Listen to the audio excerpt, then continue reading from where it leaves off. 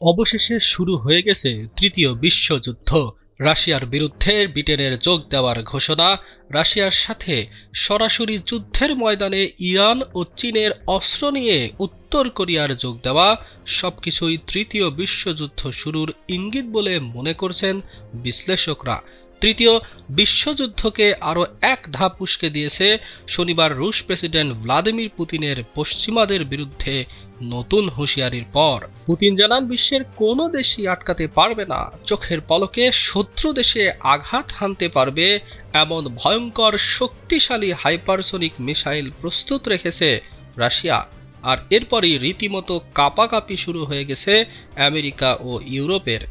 শনিবার তড়িঘড়ি করে যুক্তরাজ্যের সেনাপ্রধান জানান, ন্যাটো মিত্রদের রক্ষা করতে প্রয়োজনে রাশিয়ার বিরুদ্ধে যুদ্ধে নামবে ব্রিটিশ সেনাবাহিনী।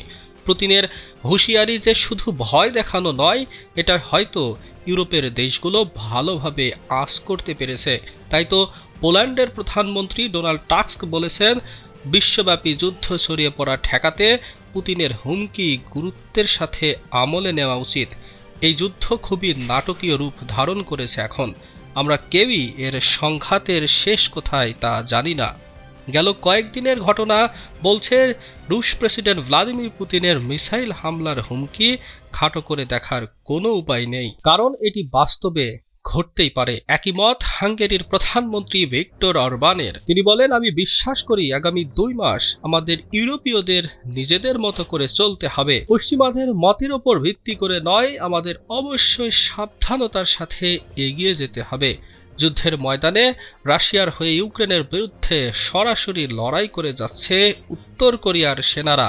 এমনকি ইরানের ড্রোন আর চীনের অস্ত্র ব্যবহার করছে রুশ সেনারা। বিশ্লেষকরা বলছেন, ইউক্রেন রাশিয়া এই যুদ্ধে দুই দেশের মধ্যে অন্য দেশগুলো যেভাবে ছড়িয়ে পড়ছে, তাতে বলা হচ্ছে তৃতীয় বিশ্বযুদ্ধ শুরু হয়ে গেছে। আর এটি এখনই না থামালে পরিস্থিতি যে কতটা ভয়াবহ হবে তা সময়ই বলে দেবে।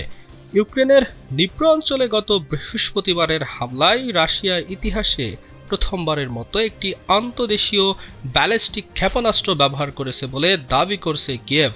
যদি এই দাবি সত্য হয়, তবে গত 2.5 বছরের বেশি সময় ধরে চলা ইউক্রেন রাশিয়া যুদ্ধে এই প্রথমবারের মতো রাশিয়া যুদ্ধক্ষেত্রে এমন এক শক্তিশালী ক্ষেপণাস্ত্র ব্যবহার করল, যে ক্ষেপণাস্ত্রের গতি শব্দের গতির চেয়ে 10 গুণ বেশি। এর আগে গত মঙ্গল ও বুধবার ইউক্রেন প্রথমবারের মতো যুক্তরাষ্ট্র ও যুক্তরাজ্যের সরবরাহ করা দূরপাল্লার ক্ষেপণাস্ত্র ব্যবহার করে রাশিয়ার মূল ভূখণ্ডে আঘাত হেনেছে, যা ইউক্রেন যুদ্ধকে আরও নতুন করে উত্তপ্ত করে তুলেছে। যদিও রাশিয়া দাবি করছে তাদের আকাশ সুরক্ষা ব্যবস্থা ইউক্রেনের ছোড়া এসব ক্ষেপণাস্ত্র আকাশেই ধ্বংস করেছে। এক টেলিভিশন ভাষণে রাশিয়ার প্রেসিডেন্ট ভ্লাদিমির পুতিন বলেন, ইউক্রেনের নিপ্র অঞ্চলে এক নতুন ব্যালিস্টিক ক্ষেপণাস্ত্র ছোড়ার পর তার দেশ নতুন ধরনের আরও শক্তিশালী ক্ষেপণাস্ত্র মজুত করেছে এবং সেগুলো ব্যবহারের জন্য তারা সম্পূর্ণ প্রস্তুত। আর এসব করে ক্ষেপণাস্ত্র আকাশ সুরক্ষা ব্যবস্থায় আটকানো যাবে না।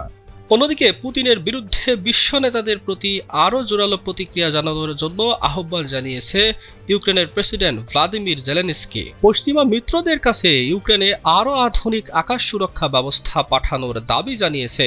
বিভিন্ন গণমাধ্যম সূত্রে জানা গেছে, কিয়েভ যুক্তরাষ্ট্রের কাছ থেকে থার্ড ক্ষেপণাস্ত্র নামে পরিচিত টার্মিনালের হাই অ্যালটিটিউড এরিয়া ডিফেন্স ক্ষেপণাস্ত্র চেয়েছে, অথবা তাদের ব্যালিস্টিক ক্ষেপণাস্ত্র বিধ্বংসী প্যাট্রিয়ট ব্যবস্থা আরও আধুনিক করতে বলেছে।